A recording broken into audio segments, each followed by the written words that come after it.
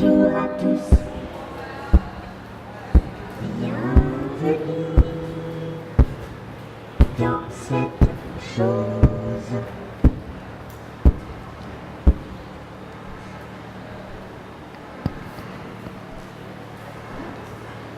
Petite vérification, est-ce que tout le monde entend quelque chose? Oui, oui, oui. Alors, pour commencer, l'expérience nous dit que les choses sont fixes. L'expérience nous dit que cette boîte de soupe est ici et qu'elle ne bouge pas. Mais la physique quantique nous dit bien le contraire. Elle nous dit qu'au niveau de l'électron, aucune chose n'est fixe. Toutes les choses sont en perpétuel déplacement, en perpétuelle oscillation entre plusieurs états. Que faire alors de cette physique quantique dans le cas de l'art?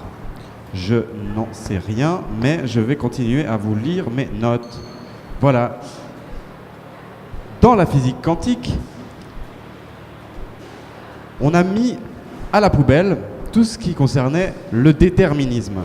La doctrine classique qui veut que le monde soit prévisible, que les événements célestes et terrestres soient tous mathématiquement descriptibles, a trouvé une fin dans l'avènement de la physique quantique, qui nous dit donc que tout est déduisible en termes de probabilité. Rien n'est certain, mais tout est probable. La certitude maximale serait donc un degré de probabilité assez élevé. C'est le maximum que l'on puisse faire. Bref, dans ce cas, je vous propose de rentrer dans cette œuvre interactive qui s'appelle l'expérience statistique et qui part d'un constat. L'expérience de l'art est bien souvent mal comprise. Elle est rapportée à quelque chose que un certain Georges Bataille aurait appelé l'expérience intérieure. En effet, devant une œuvre, ne ressentons pas quelque chose à l'intérieur de nous, à l'intérieur de notre tête. Ce n'est pas sûr, puisque si nous étions sur une île déserte, munis de notre livre préféré, rien n'est moins sûr que le fait que nous le lisions en boucle encore et encore. Car sans possibilité de communiquer le contenu de l'expérience esthétique, aucun intérêt à la ressentir. Dans ce cas, qu'est-ce que l'expérience statistique? L'expérience statistique, c'est comme ça qu'on appelle le fait que des spectateurs se baladent dans un musée, identifient des patterns, des schémas, des répétitions dans une exposition. Ainsi, ils sont pris dans une boucle statistique, non au sens scientifique, mais au sens subjectif. Quand on a fait le tour du musée d'art moderne, on peut en avoir un petit peu marre de l'abstraction. De la même manière, à Florence, au bout de 4 jours, on peut en avoir quelque peu marre de Jésus crucifié. L'expérience statistique, c'est donc ce qui gouverne à l'intérieur de nous notre jugement.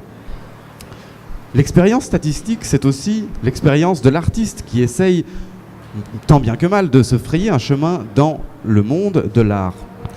Je reviendrai sur cela plus tard. On a, dans l'histoire de la philosophie, quelqu'un qui s'appelle Gilbert Ryle, qui écrit dans les années 50 La fonction de l'esprit, où il dénonce le mythe cartésien qui divise en 2 parties le corps et l'esprit.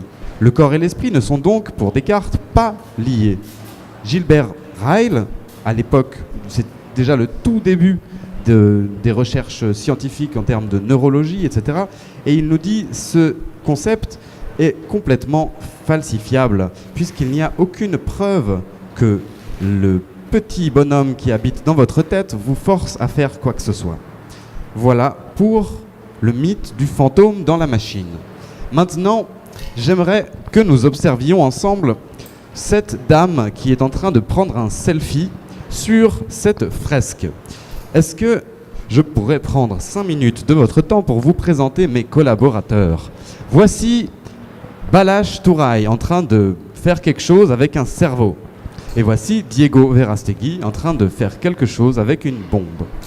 Voici Minezo, à qui vous pouvez vous adresser si vous avez des questions et si vous êtes intéressé par ce que nous appelons miracle.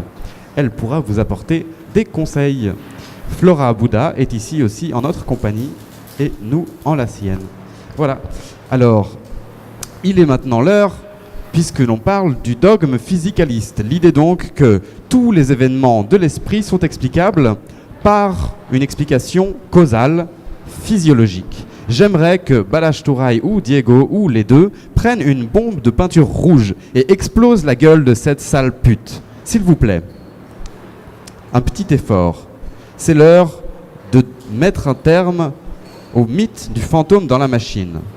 Il faut mettre à mort la vieille pute. Voilà. Merci. Donc, en prenant un selfie, elle a commis le suicide. Voilà. C'était donc la blague de l'introduction. Je vais maintenant commencer la liste des choses. Pour ceci,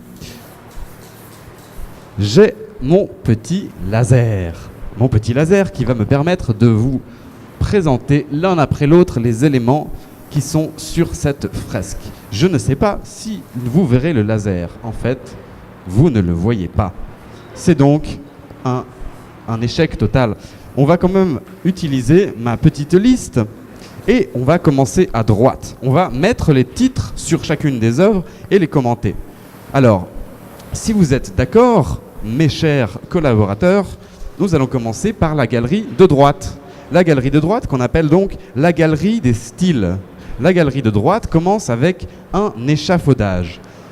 Le nom de cette œuvre, c'est Manifold Scaffold.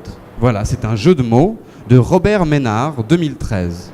Il s'agit d'un style d'art bien connu qui consiste à révéler ce qui se passe dans les coulisses. Ainsi, un échafaudage est une œuvre d'art. Voilà.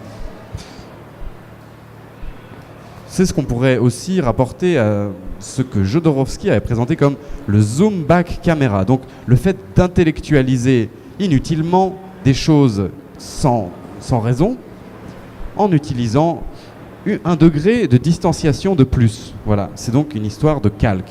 J'imagine que le titre a été mis sur l'œuvre et nous pouvons donc passer à la prochaine. La prochaine, c'est le t-shirt rose et bleu qui est là-bas. Le nom, c'est Sans titre. Voilà, Sans titre, fait par Anna Frankenstein en 2010. Cette œuvre est représentative de la tendance connard. Alors, la tendance connard, c'est un anglicisme, puisque en anglais, a con artist, c'est un escroc. Et vous le savez aussi bien que moi, dans l'art contemporain, il y a toute une tendance d'escroquerie. On va mettre sous cadre, on va mettre sur un mur des choses qui n'ont rien à faire dans le monde de l'art, avec une préférence pour le mauvais goût, et ça fonctionnera très bien dans le dogme de la galerie blanche, évidemment. Cette idée consiste principalement à prendre quelque chose de démodé et le recycler.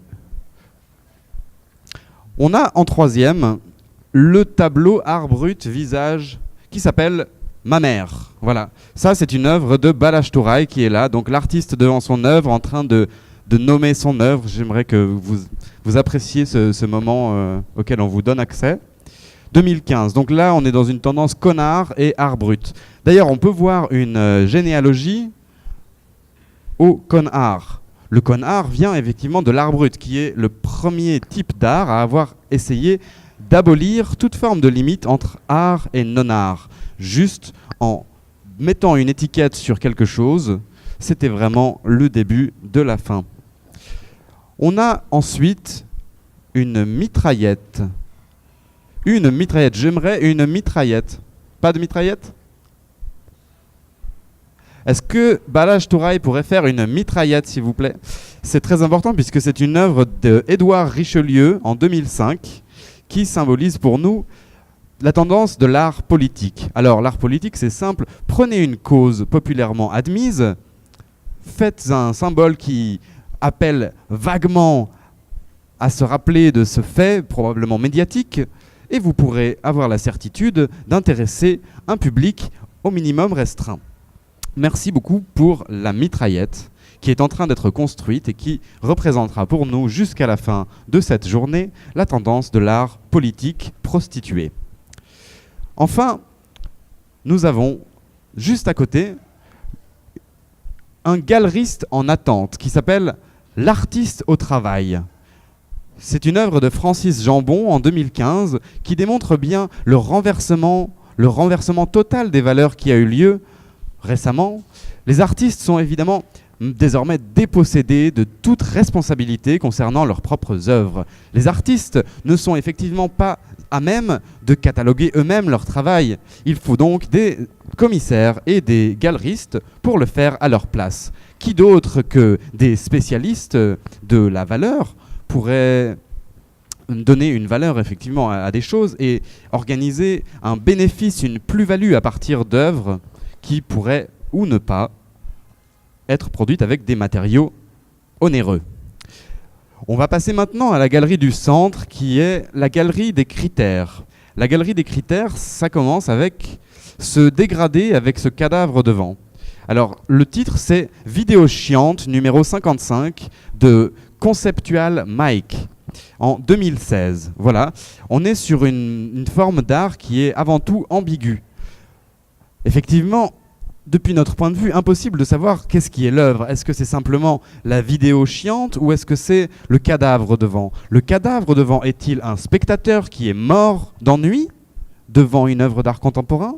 Ou alors est-il simplement un mannequin empaillé présent ici ? Ce genre d'ambiguïté est omniprésente dans le monde de l'art et vous l'aurez remarqué, les artistes sont très paresseux en ce qui concerne le fait d'attribuer une signification précise à leur travail. C'est donc dégradé avec cadavre, l'art polysémique par défaut, la fausse finesse. Juste à côté, on a la meuf avec les gros seins. On appelle grâce porcine, comme si la grâce de Dieu avait pu être incarnée dans un cochon. Voilà, c'est donc une œuvre de Fatoumata Diallo en 2007. Les critères ici sont les critères esthétiques, moraux, politiques.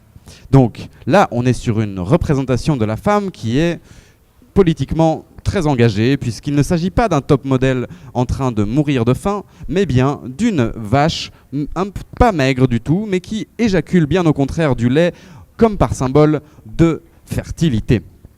Voilà. Juste à côté, on a le paysage dans écran TV qui s'appelle Mort Nature par Bruce Oldboy 2002. Ici, on a le critère de légitimité qui est à l'œuvre. Cette œuvre n'a absolument pas l'air intéressante, ni divertissante, ni esthétiquement satisfaisante. Pourtant, elle est dans un musée.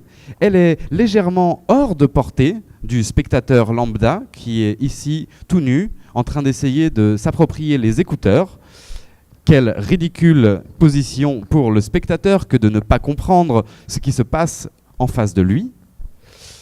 Et donc, ce qui est institutionnalisé, ce qui est mis dans le musée est du même fait légitimé. C'est pour ça que le petit bonhomme tout nu croit que c'est de l'art, alors qu'en fait, il ne s'agit que d'une peinture sur un mur et non d'un écran. Il s'est donc bien fait avoir. Finissons la visite de la galerie par la galerie de gauche. On l'appelle la galerie des poncifs. On va commencer par l'œuvre la plus à gauche qui est très prisée par des spectateurs extrêmement smart, habillés en Star Trek et parfois à 33% homosexuels. La première œuvre s'appelle donc Fenêtre Urgence, entre parenthèses, objet. C'est une œuvre de Luc Bateau. Elle date de 1975. On a dans l'art depuis Marcel Duchamp une habitude de considérer que tout objet déterritorialisé, c'est-à-dire transposé d'un univers initial jusqu'à un univers stérilisé, qu'on appellera donc par principe la galerie, que ce soit un musée ou la chambre de bonne de votre grand-mère, tant que les murs sont blancs, ça marche, c'est stérile, et donc tout peut y parvenir. Prenez n'importe quel objet du quotidien, vous pourrez en faire une œuvre d'art à coup sûr si vous assumez le ridicule. La deuxième œuvre, c'est... la deuxième œuvre, elle n'était pas prévue, mais c'est une œuvre collective et c'est le tableau qui s'appelle Art, point, entre crochets. Il s'agit de l'œuvre qui est utilisée dans la frise ci-dessus, que je vous déchiffrerai plus tard. Cette œuvre a un titre que je vais vous lire puisque vous êtes trop loin. Et le titre c'est Art, point, entre crochets. Voilà. L'œuvre suivante c'est le bocal et la balayette et la plante sur un socle. On voit dans l'art contemporain une grande tendance à ajouter des végétaux un peu n'importe où. On voit aussi une grande tendance à mettre n'importe quoi ensemble. On pourrait se dire que ceci n'a aucune légitimité, mais plutôt, je vous propose d'essayer de comprendre d'où vient cette habitude. Les dadaïstes, les premiers, ont complètement réduit à néant tous les canons esthétiques existants. Alors, qu'est-ce qu'il restait à l'artiste, sinon le fait de juxtaposer le plus librement possible des choses et d'autres. Alors, c'est une doctrine que j'ai travaillée pendant plusieurs années et que j'appelle le libre agencement de contenu informationnel. L'idée, c'est que vous prenez des éléments de sensation, de perception, des sons, des mots, des choses, vous les mettez ensemble et tant que vous les présentez sur un petit socle blanc dans une pièce blanche, vous avez des chances de les vendre. C'est une œuvre qui s'appelle Bouquet de Andy Gandhi. Elle date de 2011. C'est donc l'œuvre qui symbolise le fait de faire prendre au public des vessies pour des lanternes. La prochaine œuvre n'est pas une œuvre, en fait, c'est ce spectateur émancipé à qui nous avons détruit le cerveau. Je propose que si vous désirez son effacement, nous l'enlevions du mur. Est-ce que le public est favorable à l'effacement du spectateur émancipé ? Ceux qui voudraient effacer le spectateur émancipé peuvent lever le doigt. Tout le monde aime Jacques Rancière, j'en suis donc rassuré. La prochaine œuvre, c'est les rayures. Là. On appelle ça Variation numéro 932. C'est une œuvre d'Amédée qui date de 2014. Il s'agit d'une tendance plus générale à proposer des motifs rythmiques improbables. Donc travestir l'originalité en simple variation. La variation, c'est juste le changement d'un petit détail. Donc on va répéter le même geste, mais le varier légèrement, et ainsi produire une série de choses qui seront soi-disant individuelles les unes des autres. Juste à côté, vous avez l'objet improbable numéro 2 qui est un couteau-marteau. Incroyable, n'est-ce pas ? Impossible de casser votre fenêtre si vous vouliez le faire. Ce couteau-marteau s'appelle L'Éternel Retour. C'est une œuvre de Pablo Picachu en 2013. C'est une œuvre qui symbolise tout à fait les tendances romantiques qui sont en train de revenir aujourd'hui. Alors, le romantisme, c'était la doctrine de l'art pour l'art. C'était une doctrine idéaliste. Maintenant, on a l'art inutile. On va fabriquer des objets qui sont inutilisables. Et ainsi, on va faire semblant de porter une réflexion sur la fonction des choses. Ainsi, on pourra toucher tous les gens qui proposent une critique du monde consumériste, etc. Je vous en passe et des meilleurs. Et on les synthétisera dans une petite crotte insignifiante. Nous avons ensuite cette structure géométrique avec une petite maison. Elle s'appelle Design architectural et c'est une œuvre de Carlos Santana en 2014. C'est encore une fois un très bon exemple de mélange d'improbabilité et de pseudo-poésie, puisque tout ce qui est improbable recèle probablement une poésie cachée. C'est le parti pris de la plupart des visiteurs du musée qui, chalants, essayent de trouver du sens dans les choses qu'ils rencontrent. La prochaine œuvre, c'est le socle blanc avec une mer de noir dessus, qui s'appelle donc Mer de noir 1. C'est une œuvre de Serge Numéro Uno de 2010. Alors ici, on peut voir que le contexte est son propre langage. Ce que je veux dire, c'est que tous les objets qui constituent le musée ou la galerie d'exposition sont eux-mêmes des objets d'exposition. Ainsi, comme je l'ai déjà expliqué plusieurs fois, si vous prenez un socle et que vous mettez une mer de noir dedans, vous pouvez l'exposer dans un musée. Par la suite, on a une œuvre plus rétrospective qui s'appelle, Mer de noir 2. C'est une table noire avec un vase noir dessus. C'est aussi une œuvre de Serge Numéro Uno mais c'est ce qu'il faisait en 1979. Voilà. Donc là, on a une critique possible des rapports entre l'industrie du luxe et l'industrie de l'art.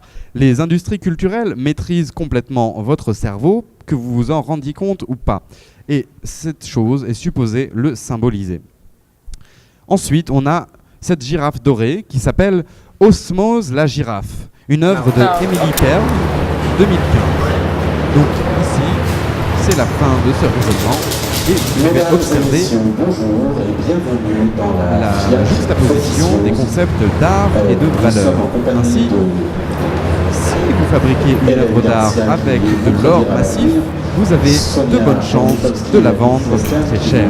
Ce genre de démarche rationnelle est très commune et permet à tout un chacun de survivre. Nous allons maintenant passer dans la deuxième partie de cette présentation qui s'appelle Fenêtre Windows.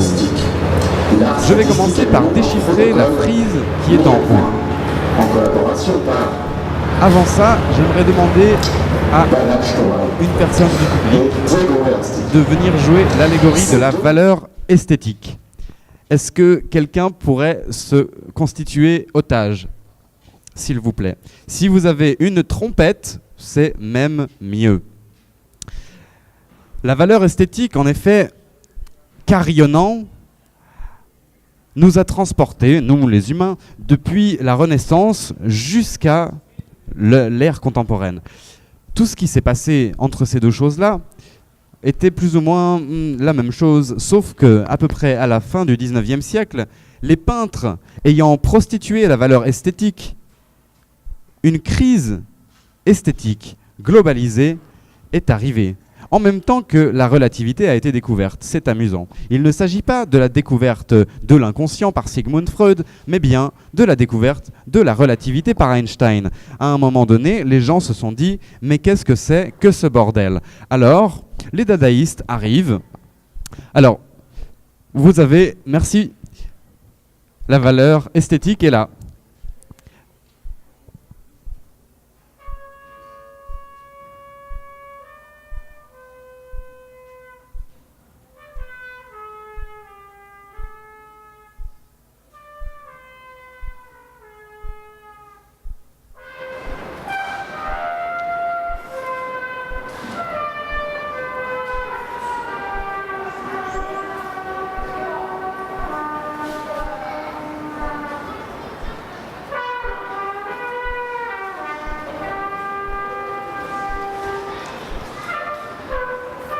Après avoir été prostituée par les peintres du 19e siècle, la valeur esthétique a été violée par les dadaïstes. Puis, elle a été violentée par les surréalistes qui ont essayé de mettre une petite paille dans son cerveau afin de se moucher dedans parce qu'ils trouvaient ça rigolo. Effectivement, très inspirés par le dogme freudien de l'inconscient, ils ont décidé que l'art devait passer à une nouvelle étape. Cette nouvelle étape de l'art, on appelle ça l'art comme publicité. C'est la naissance du marketing avec Andy Warhol dans les années 60 qui prend sa naissance en réalité dans le pacte entre André Breton et Sigmund Freud. Sigmund Freud d'ailleurs n'était pas très intéressé par André Breton qu'il considérait comme un médiocre philosophe et un médiocre psychiatre.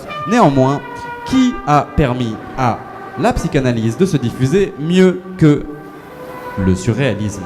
Merci beaucoup donc à André Breton pour tout ça. La valeur esthétique, ensuite, a réussi à traverser le XXe siècle, malgré tous les abus qui ont été commis sur elle, jusqu'à arriver aux fameuses années 60. Alors là, il faut parler un petit peu de marketing, puisque en 1958, un laboratoire de Minneapolis a théorisé le marketing pour la première fois d'une manière coup de poing. Il s'agissait de la théorie des 4 P. Produit, prix, placement, promotion. Le produit était intimement lié avec son prix. Inutile de fabriquer une œuvre d'art sans savoir à l'avance quel prix elle allait coûter. Inutile de fabriquer une œuvre d'art avec prix fixe si vous n'avez pas d'endroit où la présenter. Inutile de faire tout ce chemin si, à la fin, vous n'avez pas de moyen de faire la promotion de votre objet. Andy Warhol a été très intéressé par cette théorie, surtout que dans la ville de Minneapolis, où cette théorie avait été inventée en 1958, la marque bien connue de soupe Campbell avait élu domicile. Dans l'année où la thèse a été écrite, la soupe Campbell a changé de technique de marketing. 4 ans plus tard, Andy Warhol faisait ses premières sérigraphies de soupe Campbell. La valeur esthétique est donc toujours présente, vaillante, courageuse. Elle essaye de son mieux de continuer à exister dans ce monde triste et tragique.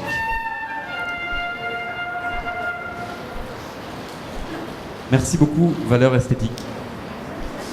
C'est gentil de nous avoir rendu visite. Alors, maintenant, je vais vous déchiffrer cette frise qui est écrite en haut. Cette frise, c'est l'expérience statistique qui explique comment l'artiste peut réaliser une nouvelle œuvre. Il faut imaginer qu'on ne parle pas d'un artiste en particulier, mais bien de la fonction sociale d'artiste. Ce bonhomme moche tout nu, ce n'est donc pas une personne réelle, mais bel et bien un archétype.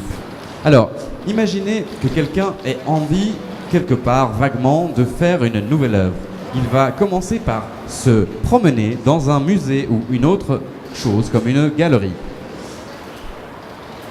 Face à l'art, il va contracter ce que Nietzsche appelle le ressentiment, c'est-à-dire une forme de faiblesse psychologique qui se caractérise par la haine d'autrui. Alors, l'artiste va haïr une œuvre parce qu'elle a devancé son imagination. Il va se reconnaître dans cette œuvre à tel point que, pour se l'approprier, il va la métamorphoser. Alors, on arrive dans la deuxième étape qui est l'étape de conceptualisation. L'art se conceptualise alors avec une série d'outils dont le choix est libre. Les crayons, les pinceaux et les peignes à moustache sont des outils valides. L'œuvre d'art a désormais été conceptualisée. Il est l'heure d'en faire beaucoup. Alors, c'est l'heure de la marchandisation. Le conseil le plus basique qu'un enseignant d'art pourrait vous donner, c'est celui qui consiste à produire en masse, ce qui nous rapproche tout à fait de l'économie fordiste et autres tendances néolibérales. C'est cette tendance à la production en masse d'objets de conceptualisation. L'artiste se dit, oui, je vais garder ce ticket de caisse avec ce petit gribouillis afin de le vendre ultérieurement. La prochaine étape, c'est l'étape de sérialisation. Alors, l'artiste décide de sérialiser son art. Il s'agit bel et bien d'une étape néolibérale post-fordiste où plusieurs œuvres d'art finies, soi-disant parfaites, vont être réalisées. Par la suite, l'artiste va devoir Stériliser son art. Pour stériliser son art, il va falloir le présenter dans un environnement stérile. L'environnement stérile, par excellence, c'est la galerie d'art.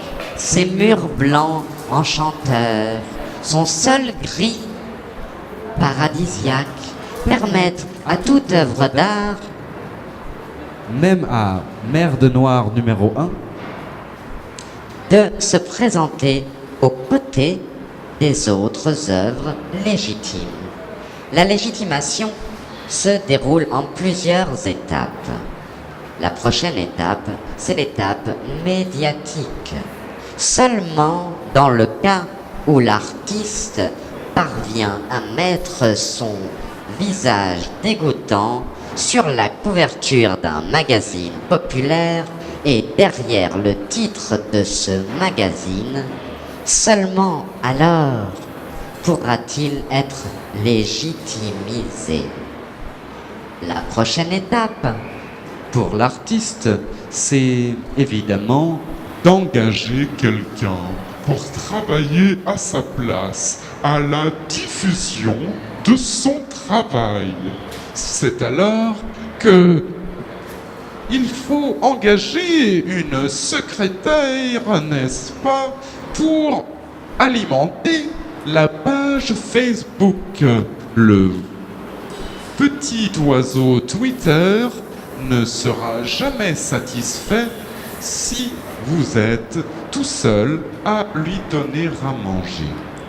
la prochaine étape dans le cycle de conceptualisation globale tel qu'il est démontré ici même, c'est la post-conceptualisation. L'artiste, là, lui-même, là de son œuvre, ennuyé par lui-même, aura la tentation de remédier à tous ses défauts, de corriger toutes ses erreurs, avec une technique qui consiste à réfléchir a posteriori, à combler les trous, à raconter n'importe quoi pour justifier les erreurs qu'il a faites. Ainsi, les erreurs feront partie du folklore de l'art. Cette post-conceptualisation est signe de la mort intellectuelle de l'artiste. C'est ainsi que notre archétype d'artiste arrive au terme de sa boucle de conceptualisation. Ce qu'on appelle la moralisation, c'est bel et bien la posture derrière laquelle se cache l'artiste quand il aura envie d'exprimer ses croyances sous forme de dogme. Alors, le monde entier, à ses yeux, mériterait bien de s'agenouiller devant sa grandeur. Cette étape de moralisation est aussi pour nous l'occasion de dire au revoir à notre petit bonhomme tout nu moche qui est le stéréotype de l'artiste. Ainsi, le premier petit bonhomme tout nu moche et le dernier petit bonhomme tout nu moche ne sont pas la même personne physique. Il s'agit de deux personnes différentes qui ressentent la même chose, la haine du prochain, la nécessité de piller le travail d'autrui pour s'inspirer. Ainsi, la boucle est terminée.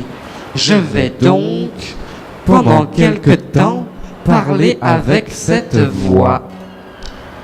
C'est la partie des fenêtres Windows maintenant. Comme vous avez pu le voir, l'art n'est jamais assez intelligent pour l'art. C'est pourquoi nous avons décidé de vous en mettre plein la vue et de mettre des fenêtres d'ordinateur partout pour vous faire croire que tout était prémédité depuis le début et que cette œuvre est désormais sacrifiée au plus offrant. Le plus offrant étant le plus mainstream, c'est-à-dire Windows. Nous avons maintenant à discuter de la raison d'être de la performance. L'art performance, donc c'est un mot qui est apparu il y a quelques dizaines d'années, qui n'a pas vraiment de base ferme pour justifier de son existence et de sa domination. Néanmoins, dans les années 60, nous dit-on souvent, on appelait ça happening. C'était très différent, à l'époque, c'était bien. Maintenant, c'est devenu mainstream et c'est devenu emmerdant à mourir. La raison pour laquelle la performance est omniprésente de nos jours est très simple. Le marketing est venu au pouvoir dès les années 50. La publicité existe depuis beaucoup plus longtemps, certes, mais les années 60 ont été l'occasion pour les publicitaires et les tenants du marketing a commencé à fabriquer des petits êtres que nous sommes qui obéissent au doigt et à l'œil, les publicités. La performance, donc, dans ce contexte-là, qui est un contexte de commodification. On appelle en effet commodification le fait que les objets deviennent des commodités. Effectivement, imaginons une œuvre d'art qui voudrait, mettons, mettre le doigt sur quelque chose de officieux qui n'existe pas. Eh bien, cela ne fonctionnerait pas. Pourquoi ? Eh bien, il faut que le discours soit déjà préalablement commodifié afin que le dispositif fonctionne. On a, à l'heure actuelle, affaire à un académisme des formes non orthodoxes, des styles absurdes. On est dans quelque chose qu'on pourrait appeler la célébration du consumérisme, ou le mauvais goût comme raffinement. La commodité se rapproche ainsi de la tendance, ce qu'on appelle la tendance comme une mode. Si vous avez connaissance d'un ouvrage qui fasse la rationalisation subjective des processus de mode, je serais très reconnaissant que vous m'en donniez le titre. Les modes, les tendances, sont aussi le meilleur moyen de parvenir à l'aliénation complète du peuple humain. Voilà, je vais essayer d'arrêter de vous déprimer, mais c'est pas dit que ça marche. Le marketing, comme je vous l'ai dit, c'est un petit peu la structure sous-jacente du monde. Imaginez que tous nos esprits ont été dressés depuis la plus tendre enfance à répondre à des codes, les codes de la publicité, qui eux se fondent sur des études plus ou moins objectives de l'esprit humain. Alors, le concept d'aliénation devient très important et très pratique pour rendre compte de ce qui se passe. L'aliénation, si on reprend l'exemple chez Marx, imaginez comment fabriquer un t-shirt. Il faut d'abord faire pousser du coton, puis le couper, le raffiner, etc.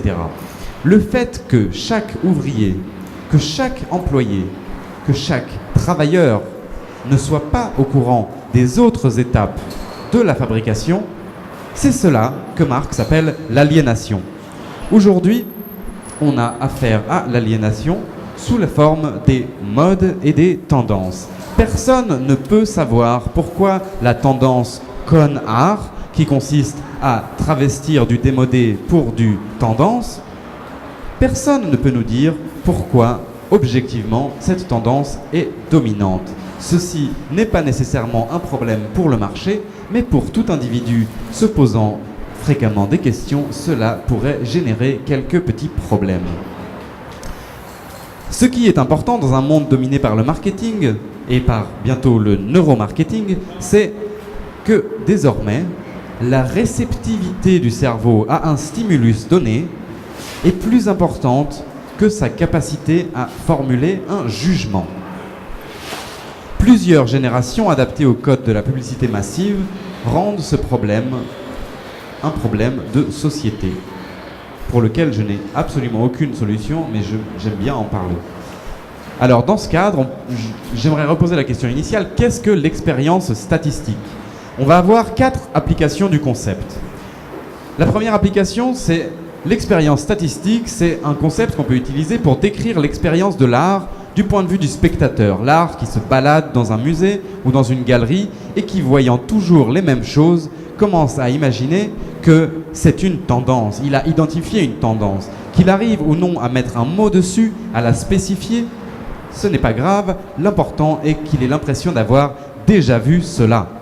La deuxième acception du terme expérience statistique, c'est pour caractériser le ressort de la créativité. Effectivement, les personnes dites créatives ne sont pas des îles désertes, isolées du reste du monde. Bien au contraire, ce sont plutôt comme des éponges qui absorbent tout ce qu'il y a autour d'eux afin de le transformer à leur tour en leur propre œuvre d'art à eux.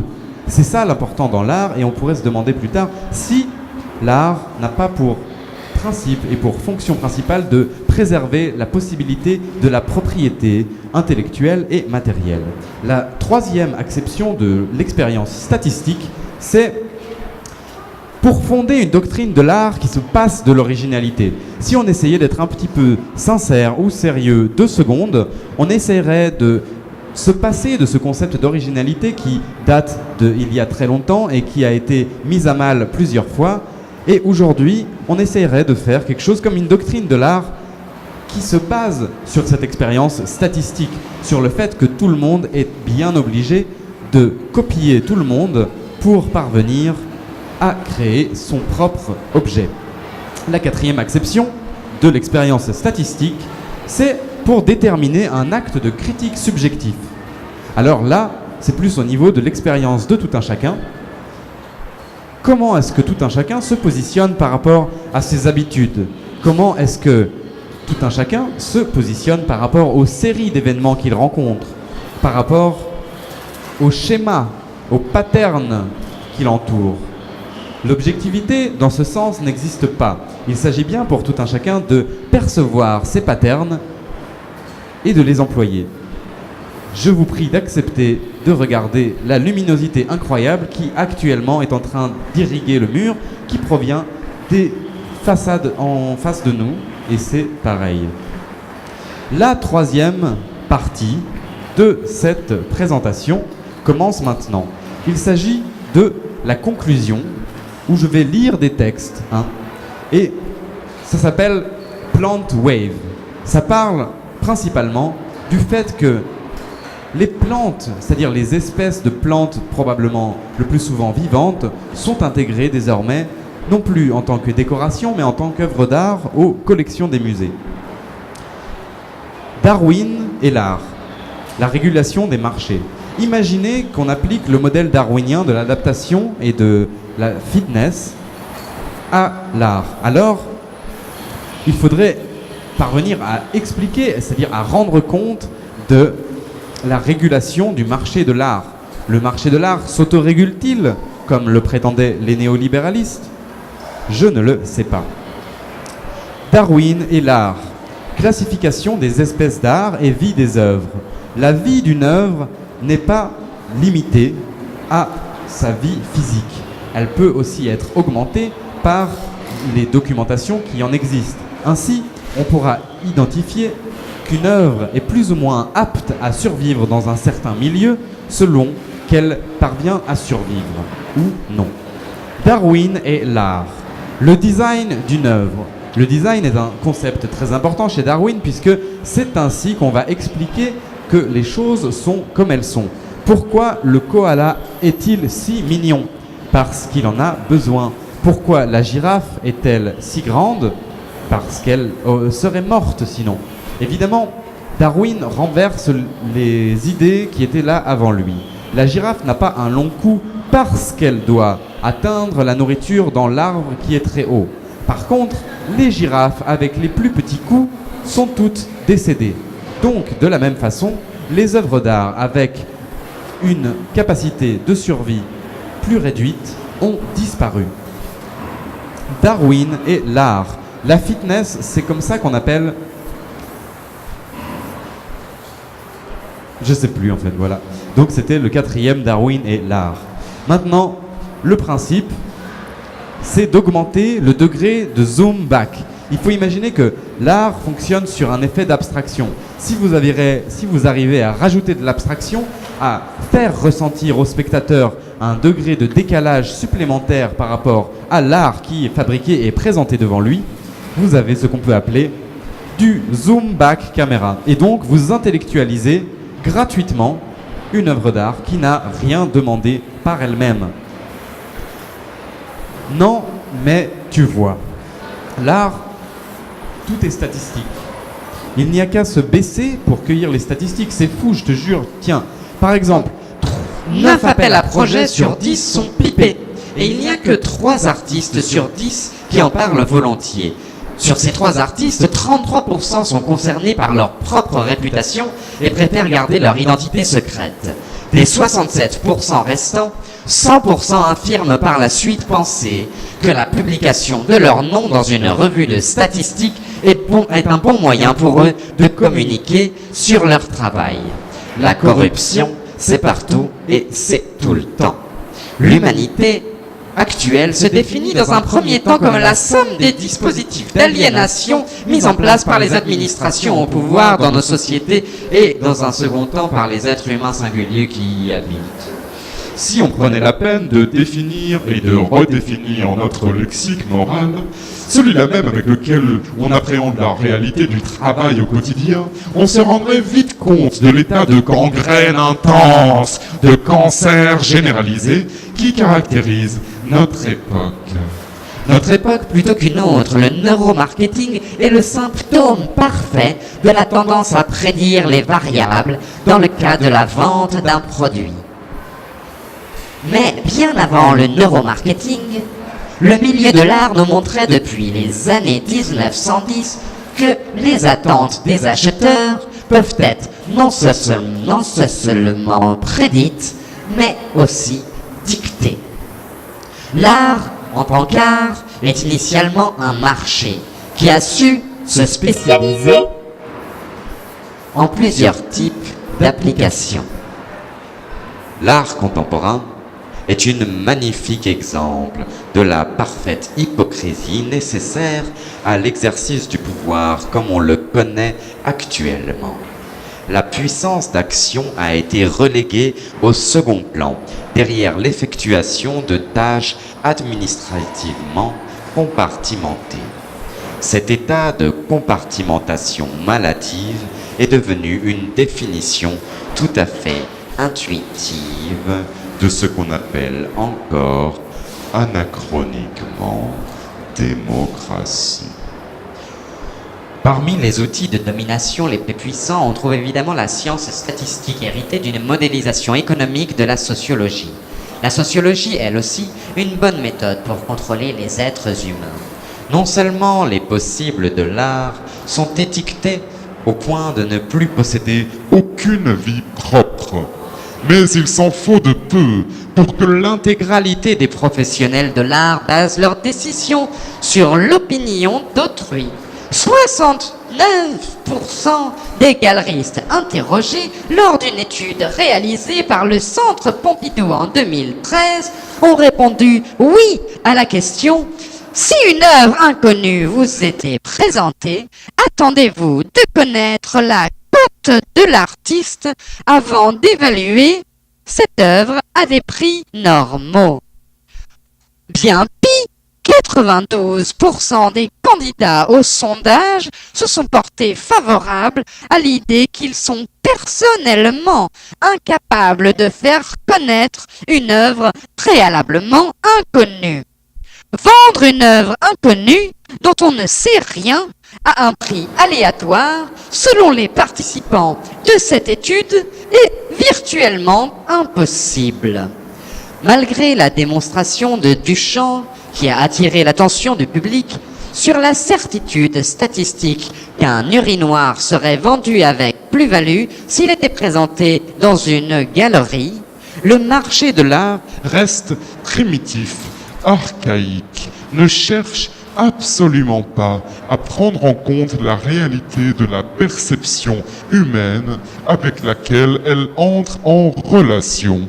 Cet état de fait, cette dominance démagogue de l'art actuel se base sur une vision statistique de l'originalité, non pas au sens d'une observation scientifique des œuvres, permettant d'expliquer leur nature et de fait leur valeur, mais au sens d'une expérience vague, subjective et nécessaire à la survie même des êtres vivants. Ainsi, une espèce animale disparaît si elle ne prend pas en compte ses prédateurs ou si elle n'est pas apte à survivre dans un environnement donné. L'œuvre d'art est similaire à l'animal en ce qu'elle disparaîtra bien plus probablement si elle n'est pas au goût du jour.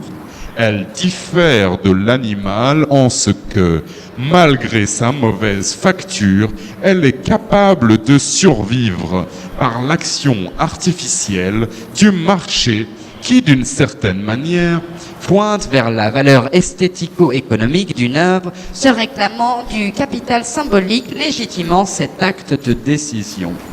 83% des artistes interrogés par le CERN en 2013 ont admis qu'ils étaient lancés dans le milieu de l'art par orgueil et pour être vus selon cette apparence. L'étude concerne plus généralement le rapport des artistes à la physique quantique, mais la dernière question était: quelle a été la raison principale de votre orientation professionnelle? Petit A, l'art est avant tout une passion. Petit B, l'art est un moyen comme un autre de subvenir à ses besoins. Petit C, l'art est une bonne manière de briller en société. Être artiste, pour le sens commun, c'est avant tout être original. L'originalité, mythe pré-romantique, patiemment maintenu dans un coma malléable par les acteurs principaux des industries culturelles. L'originalité, poncif employé par des idéalistes à la petite semaine afin de justifier leurs effets d'annonce dépersonnalisés. Ce fantôme de doctrine permet aux investisseurs de l'art de ressentir une maigre satisfaction, leur permettant de réaliser un quelconque choix dans les différentes méthodes de défiscalisation récupératoire qui leur sont offertes. Pas d'art sans investisseurs. Sans investisseurs, Pas d'argent gratuit et par conséquent pas de geste sans fonction. L'originalité à l'époque où la production de data est pour ainsi dire gratuite et omniprésente, ce n'est plus même un poncif. C'est un concept fatigue pur. C'est une caractéristique évoquée lorsqu'aucun argument rationnel ou pragmatique n'est propre à assurer la défense d'une explication d'œuvre. Une œuvre sans explication n'existe pas, et il n'est pas rare que l'explication ne contienne qu'une formulation empathique des données objectives de l'œuvre sans offrir une interprétation. Ce que l'art effectue, par conséquent, c'est le renouvellement. Des méthodes de persuasion dans la vente.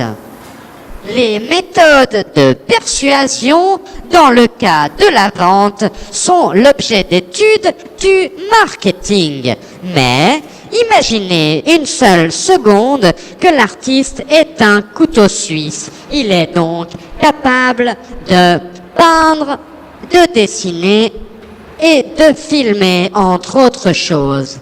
Mais si nous devions réduire cette liste à une seule donnée, laquelle serait-elle? Je vous pose la question. L'artiste est un vendeur avant tout. Je reprends maintenant mes voix plus rigolotes pour finir ce texte. Ce que l'art effectue, par conséquent, c'est le renouvellement des méthodes de persuasion dans la vente. Ce que l'art requiert, c'est l'apparition d'une donnée inexplicable et surtout son fétichisme. Seulement 2% des artistes actifs recensés par l'INSEE déclarent n'avoir aucun soutien de la part des institutions culturelles ou dans le milieu des médias. 10% de ces 2% seulement admettent que leur déclaration préalable était factice grâce à la méthodologie établie par l'école de Ann Arbor, University of Michigan. De la même manière, 74% des titres d'exposition collective évoquent l'abstraction, tout en présentant des pièces figuratives. On se rend bien compte aussi avec le taux de réussite moyen des artistes dans leur démarche entreprise qui est de 17% seulement contre 89% de projets qui sont en réalité des invitations. Pour certains, le monde de l'art est injuste. 55% des professionnels de l'art qui ne sont pas artistes pensent que le marché est saturé de tentatives ne méritant pas le nom d'œuvre d'art. Et sur ces 55%, on sera étonné de voir que seulement 14% attribuent cet état de fait à une mauvaise gestion de l'argent de la part des institutions publiques ou privées. 54 900. C'est le nombre d'expositions d'art contemporain ayant eu lieu l'an dernier, Selon l'Observatoire du MoMA de New York. Et sur ces échantillons, seulement 23 expositions impliquaient des artistes français. On peut donc décemment conclure que les Français ne sont pas bienvenus dans la réalité globalisée de l'art actuellement. Alors, la valeur, elle se balade. Elle est là, je fluctue. Et les futuristes ne l'ont pas loupé. Ils disent, ah ouais, tu fluctues. Qu'il te lui passe une barre de métal entre les jambes et qu'il force malgré les sous-vêtements. La pauvre chose n'a pas le temps de se réveiller et c'est Dada qui lui explose les dents à grands coups de sablier. Puis les surréalistes qui s'assoient dessus pour pas qu'elle puisse trop bouger et qui la décalotent pour manger son cerveau avec des petites cuillères. Et quand il n'y a plus de place, il commence petit pas à se moucher dans le crâne de l'autre avec des petites pailles. Le temps que Dubuffet s'y colle, elle sent déjà pas bon. Mais le temps qu'il appelle les journalistes et qu'ils disent qu'il vient la retrouver en 1945, comme par hasard, c'est vraiment pas joli tout ça.